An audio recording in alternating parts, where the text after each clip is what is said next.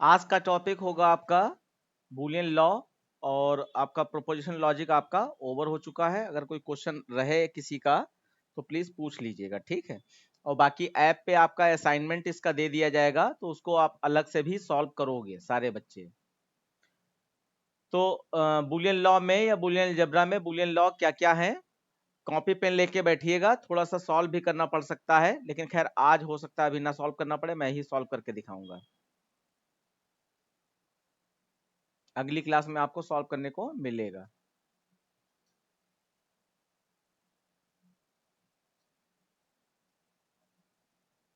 Okay, पहला law है बच्चों यहाँ पर प्रॉपर्टी ऑफ जीरो, कि कोई भी एक्सप्रेशन में जीरो से प्लस हो या जीरो से मल्टीप्लाई हो तो रिजल्ट क्या आएगा। तो जैसे यहाँ पे लिखा है zero plus P is equal to P और zero dot P is equal to zero. तो इसको इस तरीके से समझ सकते हैं आप कि आप एक पी ले लीजिए और एक जीरो ले लीजिए। ट्रुथ टेबल के थ्रू बता रहा हूं मैं। तो यहाँ पे वेरिएबल एक ही है, तो इसका मतलब कितनी वैल्यू हो सकती है, दो ही वैल्यू हो सकती है। टू की पावर एन होता है ना, तो एन का मतलब नंबर ऑफ वेरिएबल, तो वन वेरिएबल है। तो आपका जीरो वन दो वैल्यू होंगी और जीरो की जगह पे आप लोग जीरो जीरो लिख दोगे। उसके बाद फिर आपका यहाँ पर अब प्लस करना है, तो जीरो प्लस पी, दोनों लॉ एक ही टेबल में मैं दिखाई दे रहा हूं। तो जीरो प्लस पी करने से जीरो प्लस जीरो करेंगे तो जीरो आ जाएगा और वन प्लस जीरो करेंगे तो वन आ जाएगा। तो इसमें क्या देखने को मिल रहा है, वो कह रहे थे कि zero plus P is equal to P होता है। तो इसका मतलब पी में जो भी रखेंगे वही रिजल्ट मिलेगा, क्योंकि इक्वल साइन के दोनों तरफ पी है।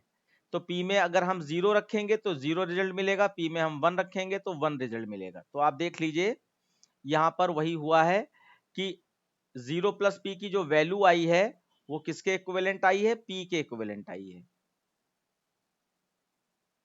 यहाँ पे भी जीरो वन है और यहाँ पे भी जीरो वन है। तो पी में जो भी आपने वैल्यू रखी वही रिजल्ट बन गया।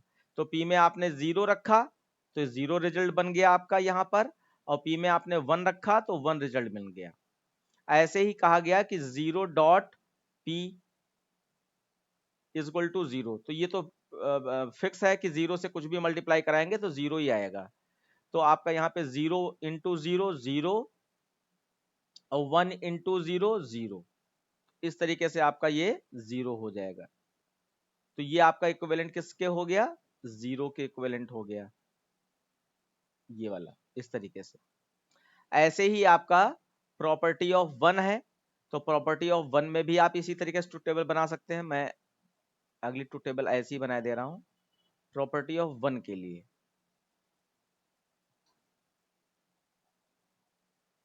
कि आप यहां पर वन रख दीजिए और ये आपका वन वन कॉपी कर दीजिए। फिर यहाँ पे वन से प्लस करना है, वन से मल्टीप्लाई करना है। तो ये कह रहे हैं कि वन में कुछ भी ऐड करोगे तो वन ही आएगा। तो पी में कुछ भी रखें लेकिन रिजल्ट वन ही आएगा। तो आप देखिए जीरो प्लस वन वन और वन प्लस वन भी आपका वन ही आता है।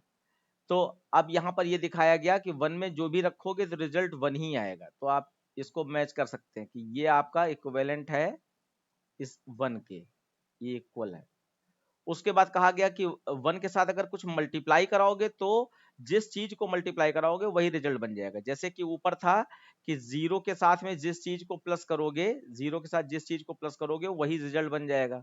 ऐसे वन के साथ जिस चीज को मल्टीप्लाई कराओगे तो वही रिजल्ट बन जाएगा। तो यहाँ पे एक बार देख लिया जाए, जीरो इंटू वन वन आ जाएगा और वन इंटू वन वन आ जाएगा। तो ओवरऑल यहाँ पे रिजल्ट वन आ गया आपका।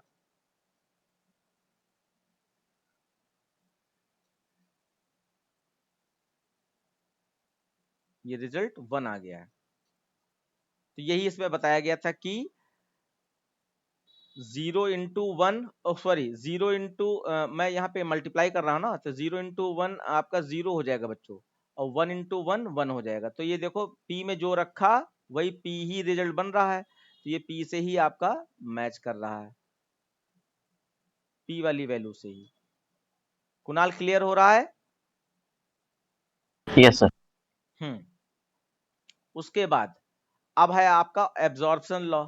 एब्जॉर्प्शन लॉ में ये बताया गया कि P plus P dot Q is equal to P होता है।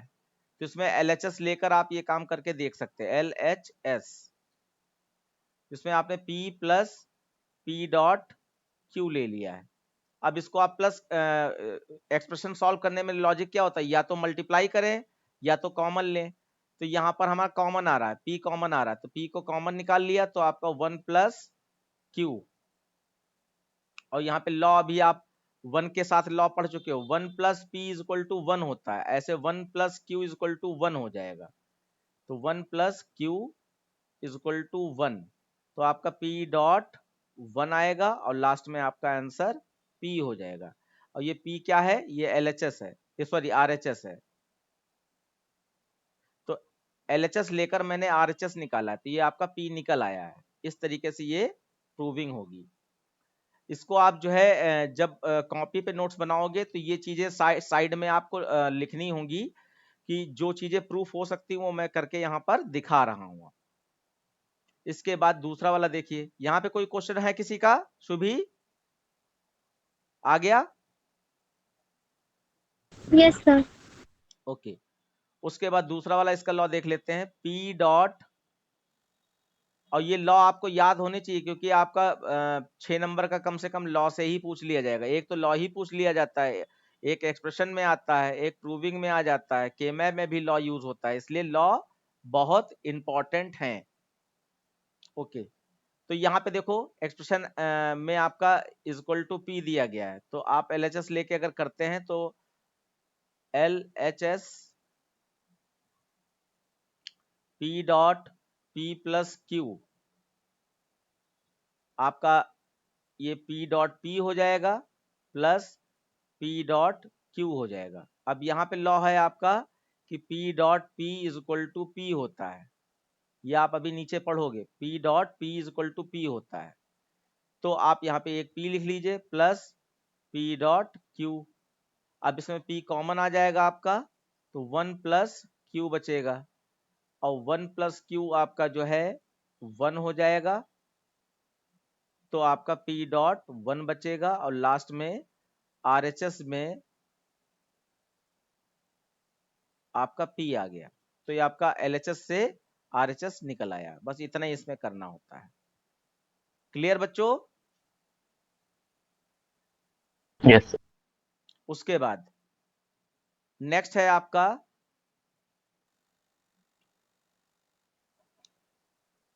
Involution law. इन्वोल्यूशन लॉ का मतलब है कि P का double bar is equal to P होता है। कैसे होता है? आपने P लिखा और यहां पर आप P बार लिख दीजिए, तो P की वैल्यू 2 होंगी, 0 1, तो P बार का मतलब अपोजिट करना होता है, तो 0 1 का 1 0 हो जाएगा। अब हमें P डबल बार करना है, तो P बार हमारे पास है, इसका P डबल बार कर दीजिए। तो डबल का बार का मतलब P बार का अपोजिट कर दीजिए, तो 1 का क्या हो जाएगा 0, और 0 का क्या हो जाएगा 1 हो जाएगा। तो इन दोनों को आप जब मैच करोगे तो ये आपका 0 1 0 1 मैच हो रहा है। इसीलिए P is equal to P double bar या P double bar is equal to P माना जाएगा यहाँ पर।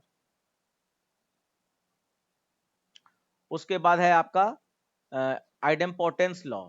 आइडेम्पोर्टेंस लॉ अभी अभी हम लोगों ने यूज किया था, P को जब मल्टीप्लाई कराया था P डॉट P आ गया था। तो यहाँ P plus P is equal to P होता है, P dot P is equal to P होता है। तो इसको बस ऐसे ही जनरली आपको याद रखना पड़ेगा कि P plus P is equal to P और P dot P is equal to P। Value रखकर रखना चाहें तो आप कह सकते हो कि 1 प्लस 1 इज इक्वल टू 1, या 1 dot 1 is equal to 1, 0 plus 0 is equal to 0, या 0 dot is equal to 0, 0 dot 0 is equal to 0, दोनों में सेम आएगा। फिर उसके बाद कॉम्प्लीमेंटेरिटी लॉ है आपका, ये कहता है कि P plus P bar is equal to 1 होता है, ऐसे ही P dot P bar is equal to 0 होता है। तो ये भी आपको याद रखना पड़ेगा। कैसे? जैसे P plus P bar is equal to 1 होता है, तो P में कोई भी वैल्यू रखिए, P में पहले मान लीजिए हमने P में फर्स्ट कंडीशन में P में हमने 0 वैल्यू रख दी, तो पी बार में क्या रखना पड़ेगा, अपोजिट यानी 1 रखनी पड़ेगी, तो 0 + 1 1 हो जाएगा। दूसरी बार पी में हम 1 रख देते हैं, तो पी बार में हमें 0 रखना पड़ेगा, तो हमारा 1 आएगा। तो इसीलिए यहाँ पर बार बार 1 से प्रूफ हो रहा है। ऐसे मल्टीप्लाई कराओगे 0 से तो आपका 0 ही आएगा, तो इसलिए आपका ये वाला प्रूफ हो गया कॉम्प्लीमेंटेरिटी लॉ। फिर कम्यूटेटिव लॉ, कम्यूटेटिव लॉ में आप p + q लिखो या q + p लिखो, सेम आएगा। तो सेम आएगा ही आएगा। 0 + 1 लिखें या 1 + 0 लिखें, आपका 1 ही आएगा। ऐसे इसका अपोजिट भी कर सकते हैं कि 1 + 0 लिखें या 0 + 1 लिखें, तब भी आपका 1 ही आएगा। इस तरीके से आप वैल्यू अलग अलग चेंज करके इसमें लिख सकते हो। फिर उसके बाद है आपका एसोसिएटिव लॉ।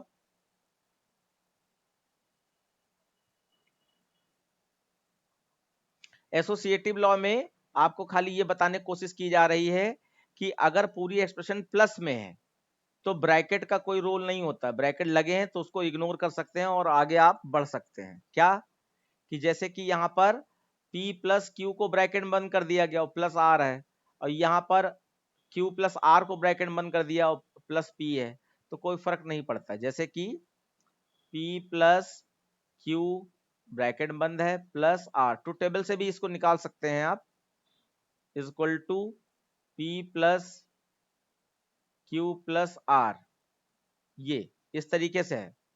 तो इसमें अगर हम सब में 1 रख दें, 1 + 1 + 1, और यहाँ पे 1 + 1 + 1, जो भी वैल्यू रखना चाहें अपने हिसाब से रख सकते हैं। तो देखो 1 + 1 करोगे तो बूलियन अलजेब्रा के हिसाब से 1 आएगा, और 1 + 1 करोगे तो 1 आएगा। ऐसे यहाँ पे 1 + 1 करोगे तो 1 आएगा, और 1 + 1 करोगे तो 1 आएगा। तो यानी कि ब्रैकेट का कोई फर्क नहीं पड़ता है अगर सारी एक्सप्रेशन प्लस में है। सिमिलरली अगर सारी एक्सप्रेशन डॉट में है तो ब्रैकेट चाहे इधर लगा दो चाहे उधर लगा दो, कोई फर्क नहीं पड़ेगा। ब्रैकेट से कंफ्यूज नहीं होना है, सेम रिजल्ट आएगा। उसके बाद इंपॉर्टेंट में देखा जाए तो डिस्ट्रीब्यूटिव लॉ सबसे ज्यादा इंपॉर्टेंट रहता है, और बाकी 0 1 की प्रॉपर्टी बहुत ज्यादा यूज में आती है, उसको भी हम लोगों को देखना होता है। तो डिस्ट्रीब्यूटिव लॉ में आपका पहला लॉ है p dot q + r equal to p dot q + p dot r, ये बताया गया। तो इसमें क्या करना है, ये पहले वाले लॉ में तो कुछ नहीं है, ये मल्टीप्लाई वाला है कि अगर आप जो है किसी चीज को किसी ब्रैकेट में मल्टीप्लाई कराते हैं तो आप समझ लीजिए डिस्ट्रीब्यूटिव लॉ का पहला लॉ यूज कर रहे हैं। तो जैसे p को हम अंदर मल्टीप्लाई करा दें तो p डॉट q हो जाएगा ये, और ये p को r के साथ मल्टीप्लाई कराएं तो p डॉट r हो जाएगा। तो इसमें आपका कुछ नहीं है, बस मल्टीप्लाई कराने का मतलब है डिस्ट्रीब्यूटिव लॉ यूज कर रहे हैं आप। उसके बाद नंबर 2 पे जो लॉ इसमें दिया गया है ये ज्यादातर यूज करने को मिलेगा आपको, p + qr equal to p + q dot p + r, ये बनता है।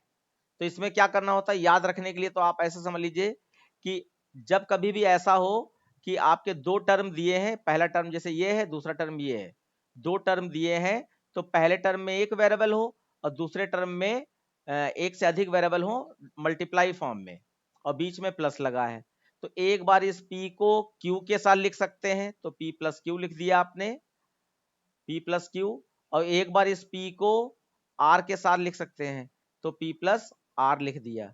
तो इस तरीके से इसको बदला जा सकता है। लेकिन यहाँ पर एक चीज समझनी होगी, खाली इतना ही हमें नहीं सीखना है कि p को एक बार q के साथ लिख दो और p को एक बार r के साथ लिख दो, इसको रिवर्स ऑर्डर में भी यूज किया जाता है। जैसे कि अगर ये दिया है हमारे पास ये, तो इसमें जो है अगर हम p कॉमन ले लें, ये p और ये p कॉमन ले लें तो p अलग कॉमन हो गया, और फिर आपका q r यहाँ पर बीच में बच रहा है। तो यानी कि इससे इसको निकाला जा सकता है और इससे इसको निकाला जा सकता है, दोनों रिवर्स ऑर्डर में आपको इस चीज को ध्यान देना पड़ेगा। अब एक बार हम लोग इसको प्रूव करके देख लेते हैं। RHS से LHS, बड़ी चीज से छोटी चीज निकाली जाती है लॉ में हमेशा। तो इसमें हम अगर कर दें p plus Q dot p plus r, इसको सॉल्व करें तो पहले मल्टीप्लाई कराना पड़ेगा, तो p डॉट p हो जाएगा प्लस p को p से हो गया और p को r से करें तो p डॉट r हो जाएगा प्लस, अब q डॉट p करेंगे तो qp नहीं लिखेंगे, pq ही लिखेंगे, अल्फाबेटिकली ऑर्डर में ही लिखना है आपको, और फिर q को r से करेंगे तो qr हो जाएगा आपका qr। उसके बाद डबल p आपका सिंगल p हो जाता है, अभी अभी हम लोगों ने पढ़ा था, और बाकी आपका p और r ऐसे ही रहेगा, p q ऐसे ही रहेगा और qr भी ऐसे ही रहेगा। अब इसमें जब एक्सप्रेशन सॉल्व करनी होती है तो या तो कॉमन लें या तो मल्टीप्लाई कराएं, तो यहाँ पे कॉमन है तो p को कॉमन ले लें हमारा, तो 1 प्लस r बचेगा, इन दोनों टर्म में p को कॉमन ले लिया गया तो 1 प्लस r बचा है, और फिर यहाँ पर बाकी ये सब अभी ऐसे उतार दीजिए। और यहाँ पे एक और समझदारी वाली बात होती है कि आगे हम लोग पढ़ेंगे इस चीज को, कि अगर पूरी एक्सप्रेशन में p कॉमन आ रहा है, जैसे यहाँ पे 3 टर्म है p pr और pq, तीनों में हम p को कॉमन ले सकते थे, लेकिन आसान तो स्टेप वाइज भले स्टेप बढ़ जाता हो लेकिन आसान दो ही उसमें रहता है। ओके, तो आपका 1 प्लस आर कितना हो जाएगा, 1 प्लस आर 1 हो जाएगा, तो यानी कि 1 इंटू ये 1 हो जाएगा और 1 इंटू पी करेंगे तो सिर्फ आपका p ही बचेगा, यहाँ पे आपका p आ जाएगा plus P Q plus Q R. अब इसमें फिर से दोनों टर्म में देखें तो p कॉमन आ जा रहा है तो p कॉमन ले लिया, तो आपका 1 plus Q plus Q R, अब 1 प्लस क्यू आपका 1 बचेगा, 1 को p से मल्टीप्लाई करोगे तो p आ जाएगा, p प्लस और आपका क्यू आर। अब इससे आगे ये सॉल्व नहीं हो रहा है और यही हमारा रिजल्ट है, p प्लस क्यू आर निकल आया, p प्लस क्यू आर ये वाला था, और किससे निकाला हमने, p plus Q dot p plus R से ये चीज हमने सॉल्व की है। बच्चों आया समझ में ये चीज? Yes sir. ठीक, उसके बाद लास्ट वाला देखेंगे, इसका तीसरा भी पार्ट है, p plus p bar q equal to p plus q होता है। तो ये वाला लॉ, अभी ये दूसरा वाला लॉ जो पढ़ा था उससे सॉल्व करेंगे। दूसरे वाले लॉ में क्या था, पहले साइड में एक टर्म दिया हो फिर प्लस लगा के दूसरे साइड में मल्टीप्लाई दिया हो, तो आप इसको कैसे लिख सकते हैं, p को एक बार प्लस में q के साथ और फिर p को एक बार प्लस में r के साथ, इस तरीके से लिख सकते हैं ये वाला। तो ऐसे यहाँ पे ये दिया है तो एक बार p को p बार के साथ लिख दें, एक बार p को q के साथ लिख दें, कैसे, p प्लस p बार एक ब्रैकेट और बीच में डॉट रहता है और फिर p प्लस q। अब क्योंकि p प्लस p बार आपका यहां पर p प्लस p बार आपका कितना हो जाएगा, 1 हो जाएगा, तो यहाँ पे 1 इंटू p प्लस क्यू, तो लास्ट में आपका p प्लस क्यू ही बच जाएगा, p प्लस क्यू, ये आपका RHS निकल आया ये हो गया। उसके बाद बच्चों यहाँ पर 10th नंबर पे है law of duality. Law of duality का मतलब होता है कि change every one into zero vice versa and change plus into dot vice versa. तो ये कोई एक्सप्रेशन है उसमें अगर 1 दिया है तो उसको 0 में कन्वर्ट कर दो, अगर कोई 0 दिया है तो उसको 1 में कन्वर्ट कर दो, ये इसका लॉ है। तो एक एग्जांपल के थ्रू समझ लेते हैं, जैसे यहाँ पे क्वेश्चन आएगा ये, और ये फिक्स क्वेश्चन है बच्चों, ये क्वेश्चन आपका फिक्स है, find the law of duality of the following expression. तो जैसे आपने लिखा x bar y plus 0 is equal to X bar plus 1 into Y, ऐसे करके कुछ दिया है और इसका कहा जाएगा find the dual expression of the following. ये एक्सप्रेशन का लॉ ऑफ डुअलिटी से डुअल एक्सप्रेशन निकालनी है। तो डुअल एक्सप्रेशन में क्या हो जाएगा कि change every dot into plus and plus into dot, और change every zero into plus and plus into zero. Kunal इसका क्या बनेगा जाकर बताओ। Sir x bar plus y y sir dot 1, sir bracket में इसको dot 1 is equals to sir x bar dot 0 plus y। बिल्कुल। बस बच्चों इतना ही कर देने से आपका 1 या 2 नंबर का जो भी ये आया आपका हो जाएगा। तो ये लॉ ऑफ ड्युअलिटी निकालने के लिए आता है, तो ये आप रूल याद रखिएगा।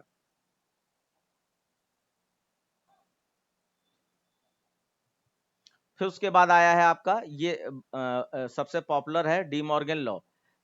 जैसे इतने सारे लॉ पढ़ रहे हो तो इसमें एक लॉ ही पूछ दिया जाता है जो ऊपर वाले आपने 9 नंबर तक यानी डिस्ट्रीब्यूटिव लॉ तक पढ़े हैं, उसमें तो एक लॉ ही पूछ दिया जाता है, फिर एक्सप्रेशन प्रूफ करने के लिए आता है तो उसमें लॉ लगेंगे।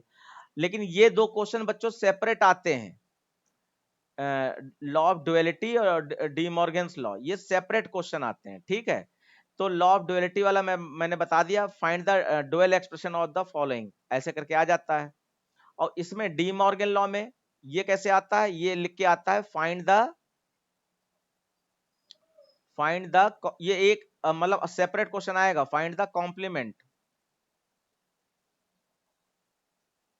कॉम्प्लीमेंट ऑफ द फॉलोइंग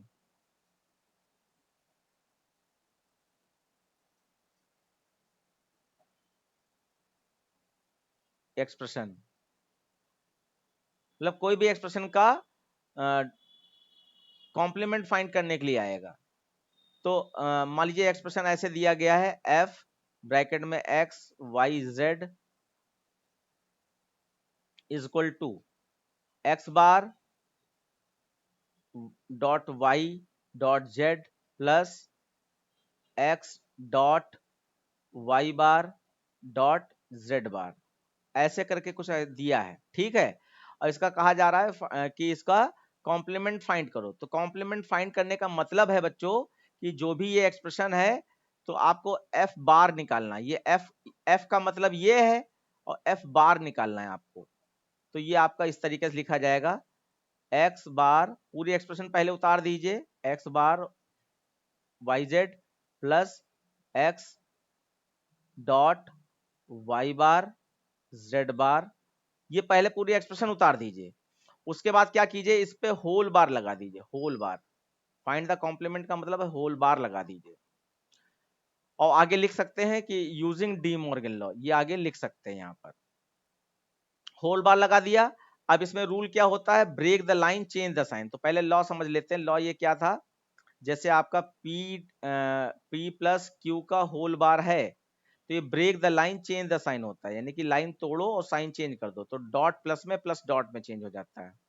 तो ये आपका p बार और ये प्लस था ये डॉट हो जाएगा और ये क्यू बार हो जाएगा। तो ये आपका पहला लॉ हो गया। दूसरा है आपका p डॉट क्यू का होल बार अगर है तो break the line change the sign, तो p bar plus Q bar, ये लॉ है। तो इसको यहां पर करना है।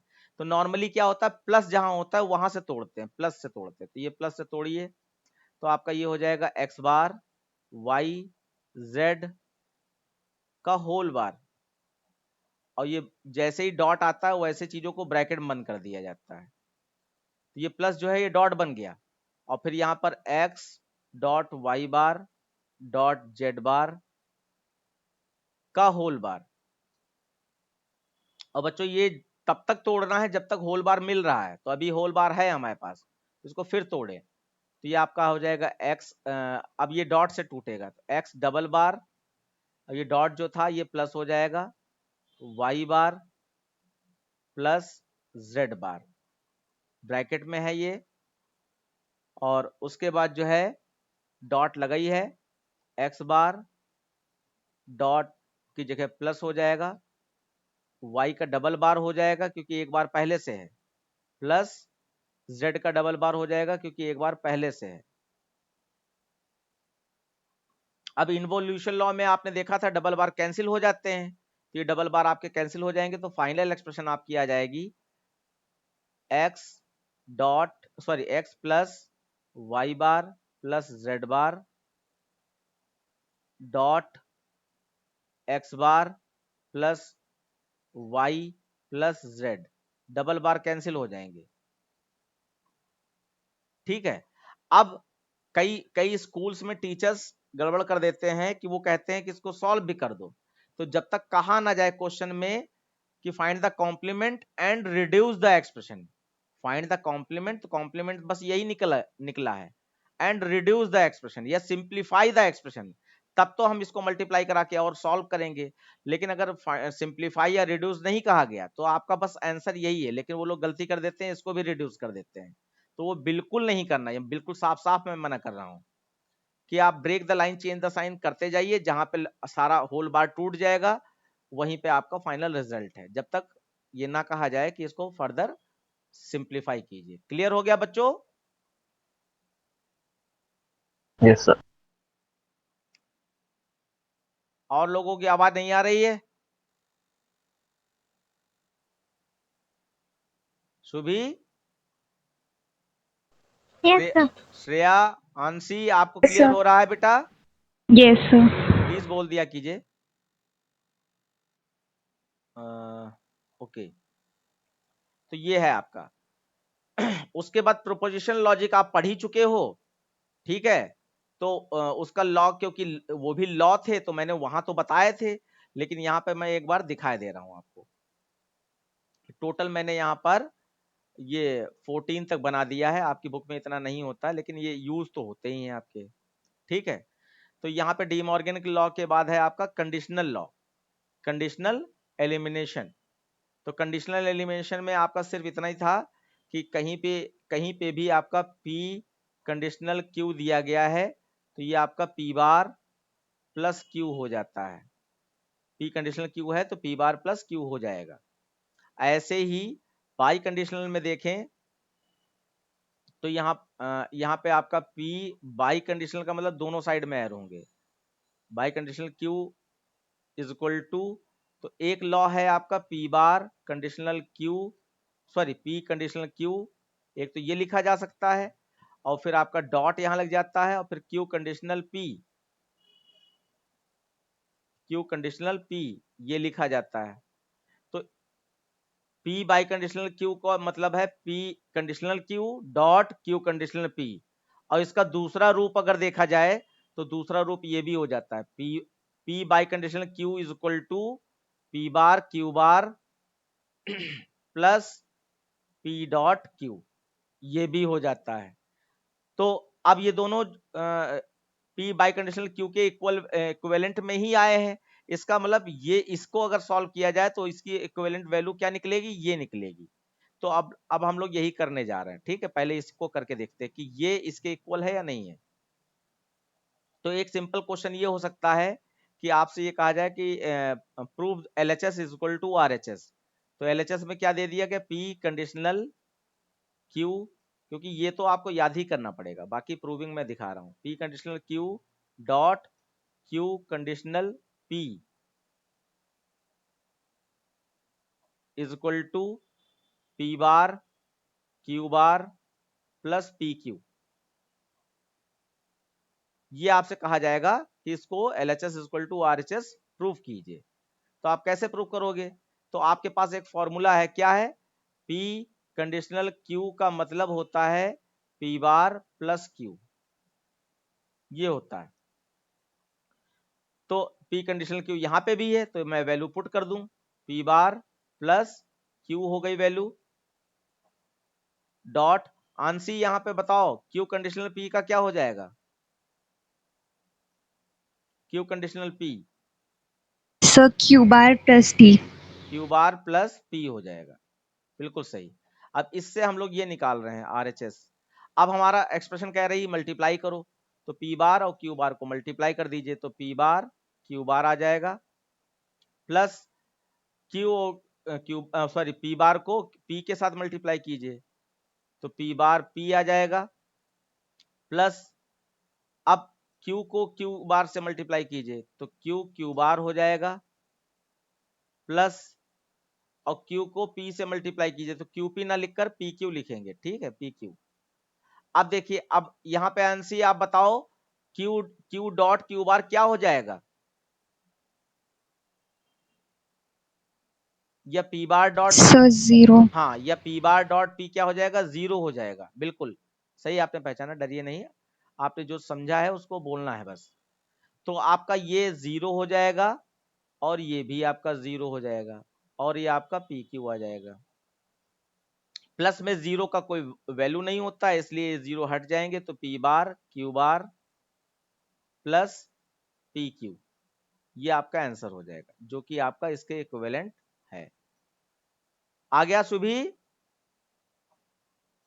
Yes sir. हाँ ठीक। उसके बाद यहाँ पर ये भी एक चीज अलग से मैंने ढूंढ ली थी, इसको भी ऐसे भी लिख सकते हैं कि पी कंडीशनल क्यू का मतलब क्यू बार कंडीशनल पी बार भी होता है। इसको ट्रुथ टेबल से आप देख सकते हो। देखो मैं दिखा रहा हूं, यहाँ पे लिखा है P conditional Q is equal to Q bar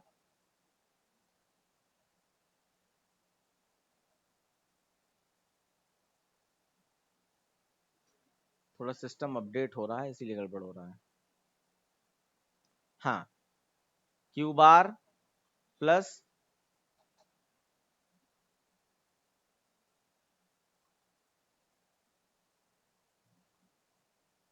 P बार। तो इसको ट्रुथ टेबल से देख लेते हैं। तो मैंने यहाँ पे पी लिया, यहाँ पे क्यू लिया और दो वैल्यू है तो दो जीरो दो वन हो जाएंगे, फिर 0 1 और 0 1 हो जाएगा। उसके बाद जो है अब पहले पी कंडीशनल क्यू निकाला जाए। पी कंडीशनल क्यू, तो क्योंकि पी कंडीशनल क्योंकि सुबी बेटा बताओ यहाँ पे क्या वैल्यू आएगी पी कंडीशनल क्यू की? सर 1। 1 सर 1 1 0 1। 0 1। तो यहाँ पे आंसर एक चीज बताई गई थी कि पी कंडीशनल क्यू की वैल्यू यही हमेशा निकलती है। तो कैसे निकलती है, याद रखने का तरीका क्या था कि पहले वाले कॉलम में 1 पाया जाए और दूसरे वाले कॉलम में 0 पाया जाए, तभी 0 रहेगा, बाकी सारे 1 आ जाएंगे, ये बताया गया था। अब देखो यहाँ पर हमें ये निकालना है, तो हमारे पास P है लेकिन P बार नहीं है, तो P बार निकाल लेते हैं। ऐसे ही हमारे पास Q है, Q बार नहीं है, तो Q बार निकाल लेते हैं। और उसके बाद यहाँ पर Q बार प्लस P बार करके देखते हैं क्या आता है।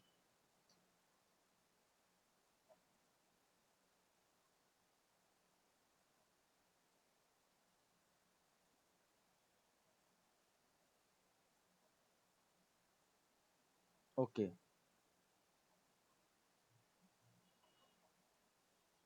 तो यहाँ पर ये P बार हो गया।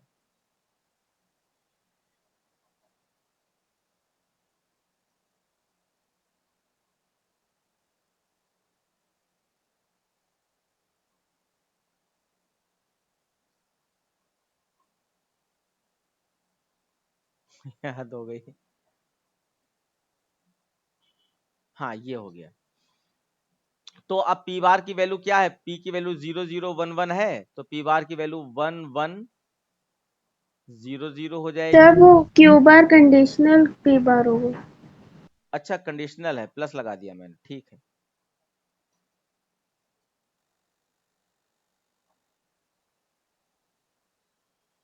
सही पहचाना आपने।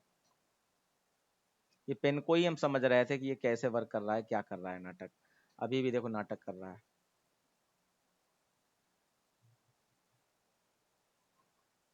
ये कंडीशनल है, तो पहले पी बार की वैल्यू निकाल ली, फिर क्यू बार की निकाल लें। तो क्यू बार की निकालेंगे तो 0 1 0 1 थी, ये 1 0 1 0 आ जाएगी। अब क्या करना है, इस लॉ के हिसाब से पहले कॉलम यानी कि पहले कॉलम में 1 हो और दूसरे कॉलम में 0 हो, तभी 0 रखना है। तो पहला कॉलम क्या है, क्यू बार है, तो क्यू बार में 1 देखो क्या है, ये वाला है। और पी बार में 0 है क्या, बताओ बच्चों, नहीं है, तो इसका मतलब इसका 1 ही रखेंगे। फिर पहले कॉलम में 1 हो तो ये 1 है, दूसरे कॉलम में 0 हो तो ये 0 है, तो यहाँ पे 0 रखा जाएगा। बाकी सारे कॉम्बिनेशन 1, क्योंकि 1 के दो ही कॉम्बिनेशन थे, तो ये वाला कॉम्बिनेशन सही हुआ। पहले कॉलम यानी कि क्यू बार में 1 हो और दूसरे कॉलम यानी कि पी बार में 0 हो, तभी 0 रखा जाएगा, बाकी सारे 1। तो ये वैल्यू जो निकाल ली है, ये वैल्यू किसके इक्विवेलेंट है, पी कंडीशनल क्यू के इक्विवेलेंट है। आंसी बेटा आया? Yes sir. ये पहले कॉलम को ही देखा जाता है कि पहले कॉलम में 1 हो तो 2 1 थे, उसके सामने देख लिया दूसरे कॉलम में 0 होना चाहिए तो 0 ये आपका पी बार में है, तभी 0 रखा जाएगा, बाकी सारे 1। तो इस तरीके से आपके ये सारे लॉ मैंने बता दिए हैं। कहीं कोई क्वेश्चन हो किसी का तो वो आप अभी पूछ सकते हैं, और बाकी लॉ का यूज होता है आपका एक्सप्रेशन को सॉल्व करना। तो आपका जो है अगली क्लास में आपको एक्सप्रेशन सॉल्व करने को मिलेंगी। अभी मैं यहाँ पे थोड़ा सा रूल्स बता देता हूँ, ये रूल्स इसी के साथ में हो जाएंगे तो ज्यादा अच्छा है। ये मैंने हिंदी में ही सब अपने लैंग्वेज में बना बना के लिखे हैं, इसका मतलब मैं थोड़ा बस समझाने की कोशिश करता हूँ कि जैसे पहला रूल क्या है, find a common in the expression between two terms and reduce it using law. यानी कि अगर कोई एक्सप्रेशन है तो उसमें सबसे पहले हम पहला रूल है उसको सॉल्व करने का कि उसमें हमें कॉमन ढूंढना होता है। सबसे पहले क्या ढूंढे, कॉमन ढूंढना है, और कॉमन मिल जाए तो फिर कॉमन लेते समय ध्यान रखना होता है कि जो कॉमन निकला है तो उसके अंदर जो बचा है वो रिड्यूस हो रहा है क्या। अगर रिड्यूस हो रहा है तब तो ठीक है आपने लिया है, अगर रिड्यूस नहीं हो रहा है तो आपका कॉमन लेना व्यर्थ है, बेकार है। ठीक है, ये चीज है। तो स्क्रीन दिखाई पड़ रही ना बच्चों? Yes sir. हाँ, तो यहाँ पे देखो मैंने हिंदी में लिखा है, थोड़ा पढ़ने की कोशिश करते हैं। पहले स्टार्टिंग के 2 टर्म में देखो, अगर कॉमन नहीं मिले तो पहले और दूसरे या पहले और तीसरे टर्म में कॉमन लो। यानी यहाँ पे ये बताने की कोशिश करा जा रहा है आपको कि जैसे स्टार्टिंग के 2 कॉलम में आपने देखा कुछ कॉमन आ रहा है, तो कॉमन तभी लेना चाहिए जब अंदर जो बचेगा वो रिड्यूस हो जाए। तो अगर पहले 2 टर्म में कॉमन नहीं मिल पा रहा है तो पहले दूसरे में देखो, पहले दूसरे में नहीं मिला तो पहले तीसरे में देखो, उसमें नहीं मिला तो पहले चौथे में देखो, ऐसे ही फिर दूसरे तीसरे में देखो, दूसरे चौथे में देखो। यानी बदल बदल के भी ये रूल है। तो यहाँ पे देखो जैसे कि एक्स वाई और वाई बार जेड, तो इसमें 2 टर्म में क्या कुछ कॉमन आ रहा है बच्चों? इन दोनों टर्म में, इन दोनों टर्म में कुछ कॉमन आ रहा है, मैं पूछ रहा हूँ। No sir. कोई कॉमन नहीं आ रहा है, तो इसमें नहीं आ रहा है तो पहले और फिर तीसरे को देखो, इसमें कुछ कॉमन आ रहा है? Yes yes sir. आ रहा है। तो अब कॉमन लेते समय रूल याद रखना है कि कॉमन निकलने के बाद जो बीच में बचेगा वो रिड्यूस होगा या नहीं होगा। तो अगर हम लोगों ने यहाँ पर पहले और तीसरे को में कॉमन ले लिया तो x कॉमन आ गया आपका, तो ब्रैकेट में क्या बचा, y प्लस वाई बार बचा, तो ये रिड्यूस होके 1 हो जाएगा ना। Yes sir. इसलिए पहले तीसरे में कॉमन लेना चाहिए। तो कॉमन लेने का ये प्रोसेस आपका क्लियर, मतलब कॉमन से रिलेटेड ये बात बताई गई है। फिर कॉमन तभी लो जब ब्रैकेट में बचने वाला या वाले टर्म में कोई लॉ लगकर या लगाकर उसे रिड्यूस किया जा सके। तो ये बात मैं बार बार रिपीट कर रहा हूं। तो कॉमन में ये 2 बातें आपको याद रखनी है कि जैसे यहाँ पे मैं एग्जांपल ले रहा हूं कि अगर मैंने x कॉमन ले भी लिया इन दोनों टर्म में तो ब्रैकेट में बचेगा y प्लस जेड, तो y प्लस जेड तो रिड्यूस होगा नहीं, इसका मतलब इसमें कॉमन लेने से कोई फायदा नहीं है, ये बताया गया है इसमें। तो कॉमन लेने की दोनों बातें हो गई। अब दूसरा लॉ क्या कहता है, दूसरा लॉ है कि try to multiply any 2 terms of expression if it is seeing. अगर आपको कहीं दिखाई पड़ जाए कि दो टर्म है वो आपस में मल्टीप्लाई हो रहे हैं तो पहले उसको मल्टीप्लाई कीजिए।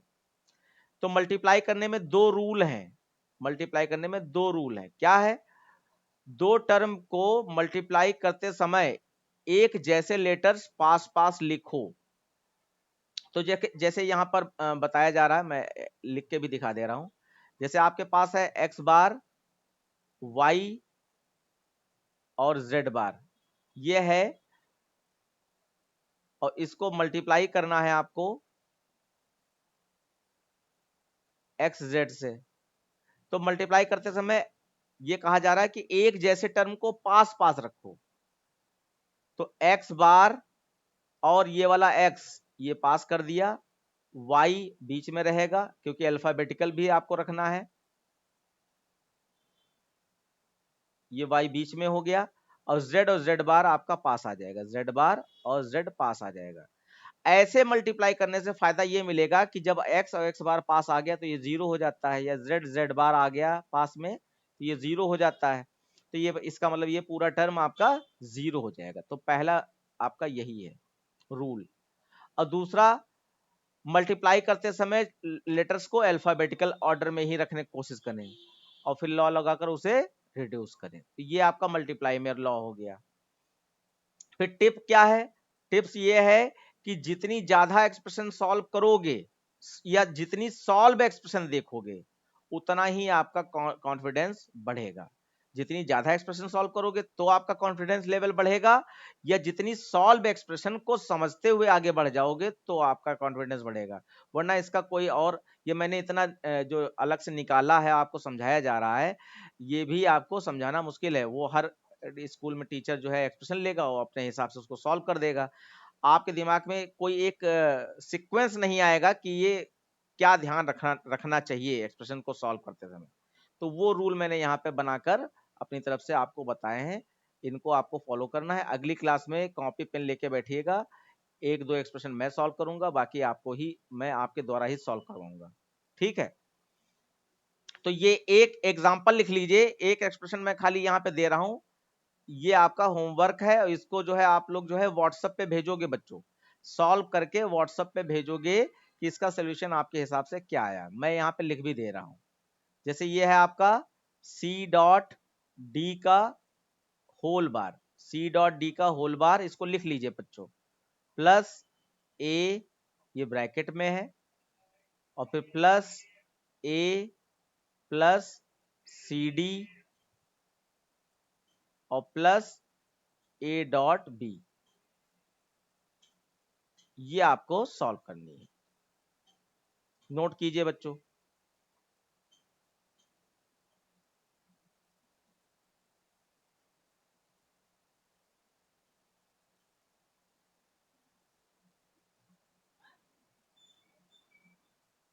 नोट हो पाई? Yes sir. देखिए, मैं आज कंटिन्यू इसलिए नहीं कर रहा हूं क्योंकि अब एक ही दो हो पाएंगी। मैं चाहता हूं जब हो एक्सप्रेशन सॉल्व तो इकट्ठी 5-6 अगर हो जाती हैं तो आपके दिमाग में कुछ जाएगा।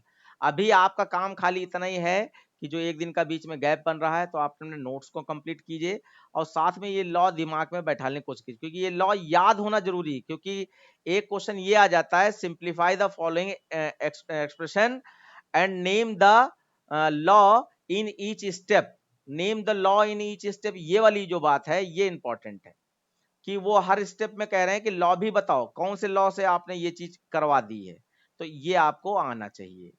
ठीक है बेटा, तो आज की क्लास यहीं तक रहेगी, अगली क्लास में फिर मिलते हैं। गुड नाइट बच्चों।